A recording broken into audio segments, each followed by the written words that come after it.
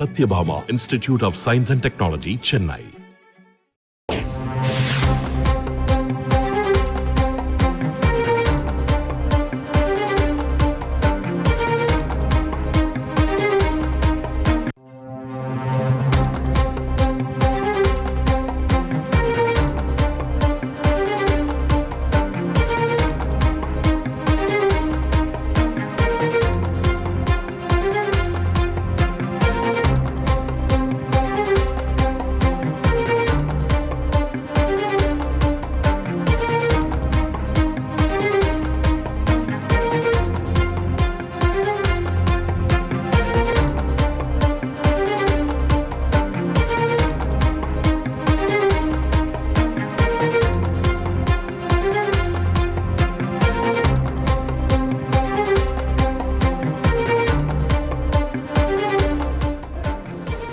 மத்திய ஊரக வளர்ச்சி பஞ்சாயத்து ராஜ் அமைச்சர் கிரிராஜ் சிங்கிற்கு முதலமைச்சர் ஸ்டாலின் கடிதம் அனுப்பியிருக்கிறார். பற்றிய மேலும் விவரங்களை செய்தியாளர் பாஸ்கர் கூற கேட்கலாம்.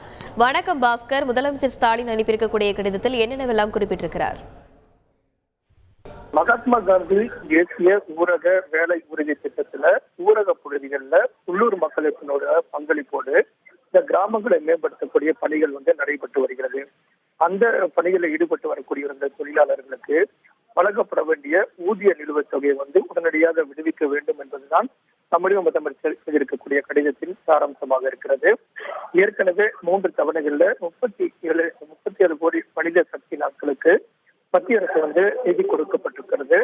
ஆனால் 2023-24 ஆண்டுல தமிழ்நாட்டுக்கு வழங்கப்பட வேண்டிய 1734 கோடி ரூபாயில 7712 கோடி ரூபாய் மட்டுமே நிதியாக வழங்கப்பட்டிருக்கிறது. இதன் காரணமாக ஒரு 1022 கோடி ரூபாய் நிலுவைத் தொகை இருக்கிறது. அதே போல இது போல நிலுவைத் தொகை என்பது அதிகரித்த வண்ணம் இருப்பதன் காரணமாக நவம்பர் மாதத்து வரைக்கும் கொடுக்கப்பட வேண்டிய ஊதியம் என்பது தொழிலாளருக்கு வழங்கப்படாத நிலை இருக்கிறது. இதன் காரணமாக ஒரு 1678 கோடி ரூபாய் என்பது நிலுவைத் தொகையாகவே இருந்து வருகிறது. இதையெல்லாம் கணக்கிட்டுத்தான் தமிழக முதலமைச்சர் உடனடியாக நிலுவைத் தொகை விடுவிக்க வேண்டும். அதன் மூலமாக ஏற்கனவே பணியாற்றிய தொழிலாளருக்கு ஊதியம் வழங்கப்பட வேண்டும். அந்த ஊதிய நிலுவைத் தொகையை உடனடியாக விடுவிக்க வேண்டும் அப்படின்றதுதான் தமிழக முதலமைச்சர் எழுதியிருக்கக்கூடிய கடிதத்தின் சாராம்சமாக உள்ளது. விரிவான விவரங்களுக்கு நன்றி பாஸ்கர்.